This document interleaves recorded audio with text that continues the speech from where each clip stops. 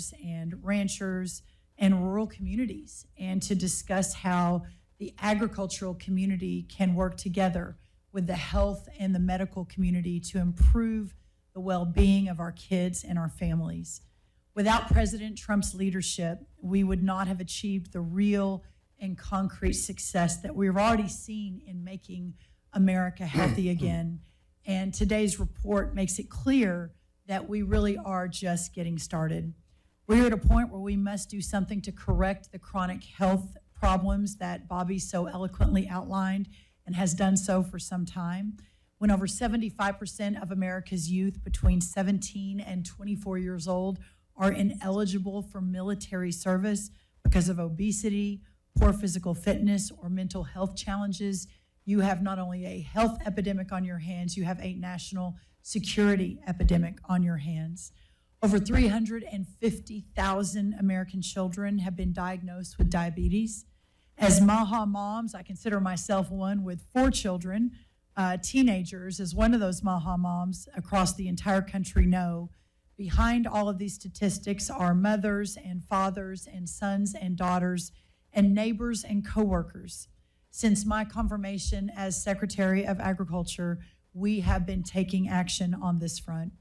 As Secretary Kennedy mentioned, 12 states have now been approved historically to implement waivers to restrict the purchase of junk food and sweetened beverages within our food stamp program called our Supplemental Nutrition Assistance Program, also known as food stamps.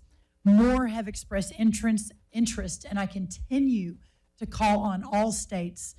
This was within the first hour of being confirmed and sworn in. We sent letters to every governor in America saying, send us your ideas. We have an epidemic on our hands. In all states, blue and red, to innovate and put the nutrition back in the Supplemental Nutrition Assistance Program. We've also been working very closely, and I have to give great credit to Bobby Kennedy.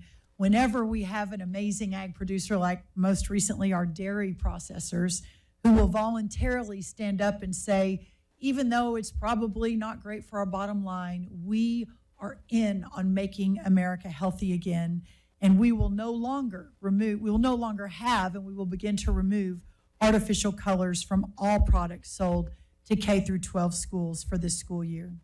Some of America's largest and best known consumer brands have voluntarily committed and have begun removing petroleum food dyes from their products. This remarkable list includes Tyson Foods, PepsiCo, Smucker, Kraft Heinz, General Mills, Conagra, Nestle, and Hershey. I am also proud today to announce the issuance of a revised farm-to-school request for applications. This RFA takes multiple steps in support of USDA's initiative to put farmers first and to promote healthy choices, healthy families, and healthy outcomes. This year's opportunity streamlines the application process, supports expanding access for small family farms to markets, and infrastructure by facilitating connections to the child nutrition marketplace, which is a huge government-funded marketplace with the opportunity to really move the market. Furthermore, the grant program's commitment to educating children about the source of their food and support for agricultural education helps prepare our next generation of farmers. We are utilizing the depth and reach of USDA to make America healthy again. To date, we have purchased nearly $1 billion. USDA has purchased nearly $1 billion worth of fresh seafood, fruit, and vegetables from American producers through our Section 32 program. These foods are distributed to food banks and other nutrition programs across the country.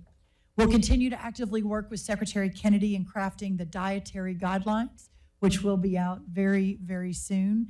And within those guidelines, we will be completely resetting and reworking what we suggest to Americans that has a massive, massive impact on how USDA distributes our programs. Federal nutrition advice must be sound, simple, and clear. These guidelines will prioritize whole, healthy, and nutritious foods, such as whole fat dairy, fruits, vegetables, and meats, and suggest limiting highly processed foods and those high in sugar. President Trump and our colleagues on the MAHA Commission know our current health outcomes, especially for our kids, are unsustainable, and that American farmers are at the heart of the solution. Chronic disease is a challenge in our country. Most American children's diets are dominated by highly processed foods filled with added sugars, unpronounceable ingredients, and additives. We know the American food system is the safest in the world, but now we must do what it takes to make it the healthiest in the world. As the proud representative of America's farmers and ranchers in Washington, second only to President Trump, I am so encouraged by the roadmap that this report presents today. It shows where opportunities exist to improve technology, research, and outcomes. America's farmers and ranchers dedicate their lives to the noble cause of feeding our country and the world, and in doing so have created the safest, most affordable, and most abundant food supply in the world. And now is the time to act. Using the power of the executive branch, the whole of government approach across our entire cabinet in the White House, USDA will continue to deregulate, to research, and to promote solutions that not only improve nutrition programs and their outcomes, but also regenerative agriculture practices and other conservation programs. USDA's upcoming regenerative pilot program is built to address on-farm resource concerns while also providing farmers with usable, outcomes-based conservation plans. Additionally, we will leverage existing funding from research